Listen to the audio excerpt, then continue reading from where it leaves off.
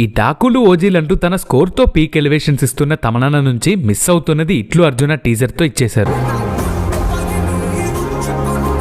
నా ఫీడ్ అంతా టీజర్ లో ఉన్న సాంగ్ క్లిప్స్ తో నిండిపోతే ఏం సినిమా రాయిదని చెక్ చేస్తే చాలా సర్ప్రైజులు తెలిసాయి. టీజర్ ఓపెనింగ్ షాట్ లోనే ఎన్నో రోజుల నుంచి తమన్నా దగ్గర నుంచి మిస్ అవుతున్నా ఆయన వోకల్స్ తో పాడిన సాంగ్ చూసి చాలా సర్ప్రైజ్ అయ్యాను. ఈ మధ్య పార్ట్ టైం తగ్గించేశారు కానీ తమన్నా వోకల్స్ తో లవ్ సాంగ్స్ లో ఉండే మ్యాజిక్ వేరు. నాగార్జున గారి వాయిస్ ఓవర్ ఇంకొక సర్ప్రైజ్. అసలే నువ్వు మూగోడివి, నీ ప్రేమను ఎలా చెప్తావు అర్జున్?